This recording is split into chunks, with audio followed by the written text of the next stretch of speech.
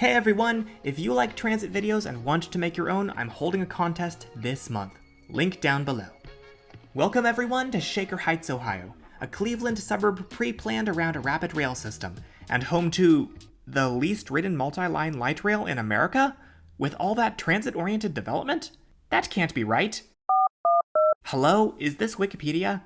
No, this is Cards, but I contributed a bunch of information to the Wikipedia articles about Cleveland Transit, so that has to count for something, right?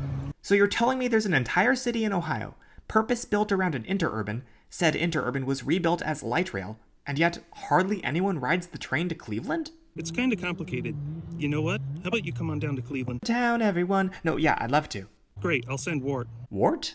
Hello, is this the Walter Area Regional Transit? I guess I'll drive Caleb to Ohio then.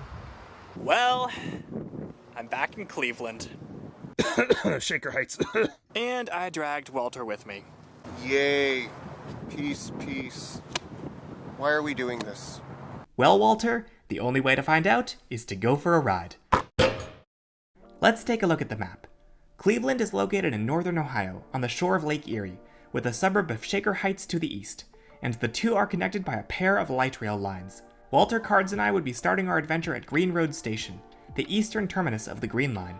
From here, the line runs west in the median of Shaker Boulevard, which is really, really wide. Like, look at this parking lot. It's all in the median of the boulevard, with upwards of 450 feet of median width separating the traffic out here. The Blue Line, meanwhile, starts at Warrensville Center and runs in the median of Van Aken Boulevard. The two lines merge near Shaker Square, where they run together on a dedicated right-of-way, and end at Tower City Center downtown. Light rail tracks continue from here as the Waterfront Line, reaching Cleveland Browns Stadium and the municipal parking lot. While Blue and Green Line trains continue along this line, RTA officially treats this as a separate service, so I made a separate video about it if you'd like to check that out. At Green Road, we spotted some manual switches and a disused turning loop, signs of the line's origins as an interurban. There was also a shelter at the far end of the parking lot that the map considered an entirely different station. Gotta love the high-tech rider alert here. Very classy. Time for a bench review. I'm going to plagiarize Jordan King's methodology for this. So we'll start with the ball. Looks good. Sit down. Classy Wheel does not condone kicking public infrastructure. It's a test. It's an important test. And if you break it, then I pay for it. do you have that kind of money as a grad student? I don't. Soon our train arrived. This is one of Cleveland's light rail vehicles manufactured by Breda between 1980 and 1981 to replace the PCC streetcars that used to run here. We made a mad dash for the train and thankfully reached it in time. Before we knew it, we were flying west towards Tower City Station. And yes, this was still the median of Shaker Boulevard. Seats on board the trains were really cushy, but the inside was really loud. Stops were called out as so-and-so Rapid Station, and I would soon learn why. The rapid transit to rapidly get you from downtown to the suburbs. Is that like a uniquely Cleveland, calling it the Rapid? Interesting. Like in Pittsburgh, calling it the T. After a few stops, the boulevard narrowed, and we could see the type of development along the right-of-way. Mostly large, single-family homes with massive yards. It wasn't until we were almost at Shaker Square, located just over the Cleveland city border from Shaker Heights, that we began to see denser development. So here's the Blue Line joining us at Shaker Square, which is one of the main junctions here on the light rail. Formerly known as Moreland Circle. So they changed it from a circle to a square. Yep. I guess they sharpened the edges a bit.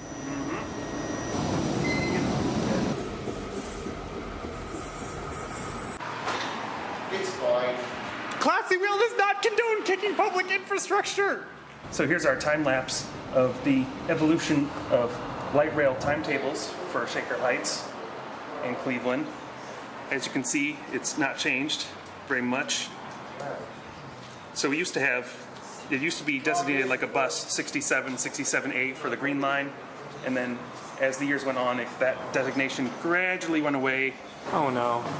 Classy Wheel does not condone the kicking of public! So first it's going to stop and pick up this person with a walker.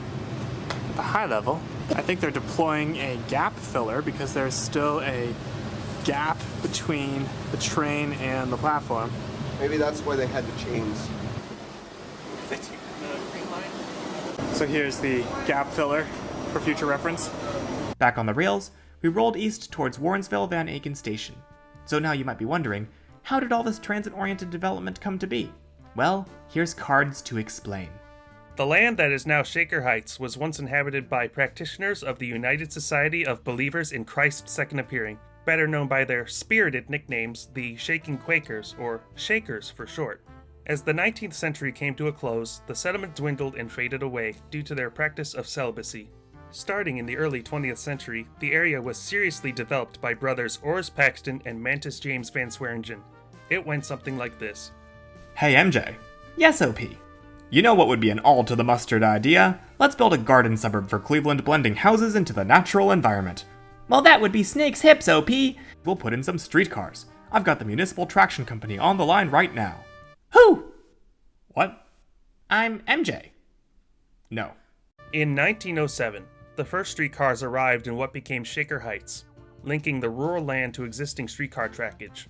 Seeing the power of interurbans, the Van Sweringens expanded service further south into their land development in 1913, with a new line between Attleboro, Coventry, and Fairmount, connecting this to the existing street railway system of Cleveland.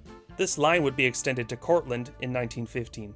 Massive expansion would come in 1920, with the April opening of dedicated trackage between Linfield and East 55th.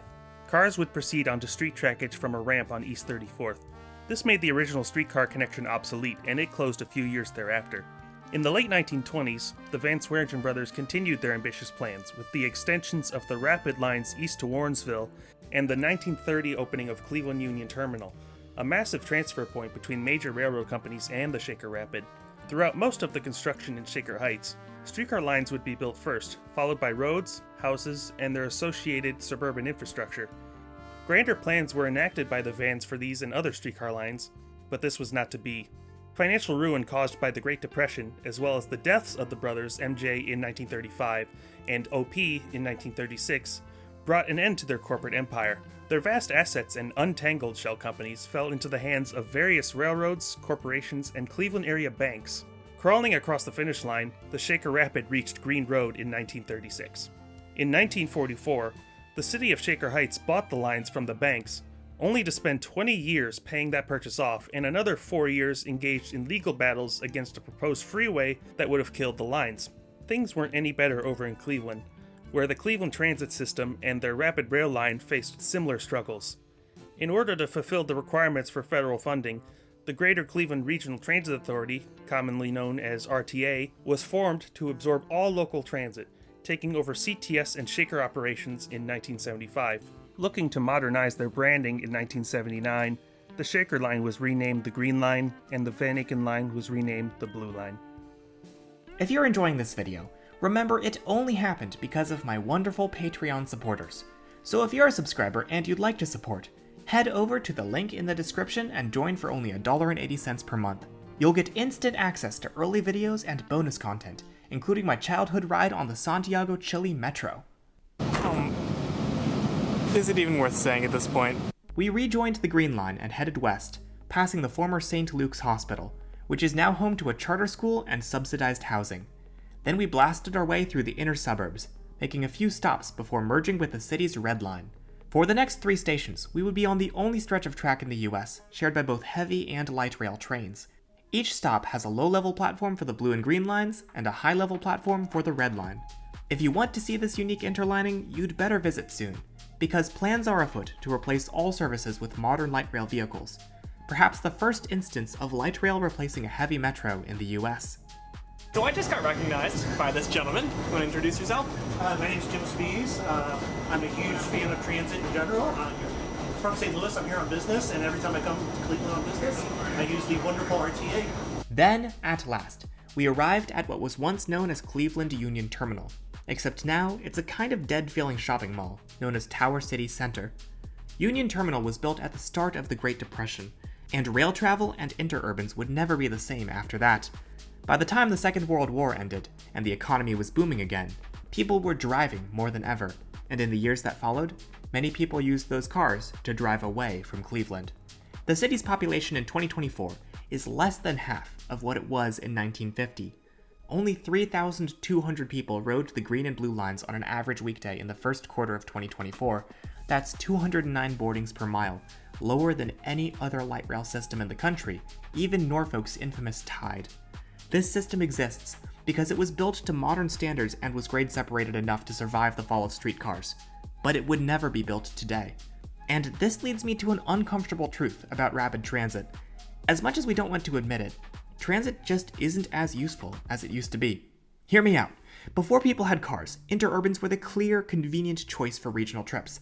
Any development, no matter how dense or spread out, could benefit from access to primordial light rail. Now, places like Shaker Heights don't need transit as much as they once did. Pretty much everybody here owns a car, and for a lot of trips, taking the Rapid is just not convenient. In my opinion, transit will only thrive when it's a viable alternative to driving, and a lot of that is based not just on its existence, but also on how dense and walkable the area around the transit is. If your line is all spread out single-family homes and park-and-rides, a lot of people are probably just going to drive downtown to save time. Compare Cleveland's light rail to Pittsburgh's, whose red line goes through one dense suburb after another, and you won't be surprised when I tell you it gets almost 3 times as much ridership. Most of Shaker Heights just isn't like that. There are a few spots where the city is pursuing more transit-oriented development along the line. Kezzy has a great video about that. Maybe that will dramatically change the Rapid's usage over time. And there are absolutely a decent handful of regular riders on the Rapid today. But just riding through this suburb makes you realize why the blue and green lines have ridership akin to a commuter rail, rather than a light rail. Transit is expensive, and to justify its cost, we need to prioritize building it where people will use it, or building viable car-free places around it. The Van brothers had the right idea for the time, only to have their transit-oriented development move beyond transit. But speaking of transit, Walter, Cards, and I decided to finish our day with a ride on the Red Line. Walter, do not even think about it. So it's time for our final bench review here at... No, it's not. We really don't have to do this. You really... Okay, that is enough. I have had it. I can't take it anymore.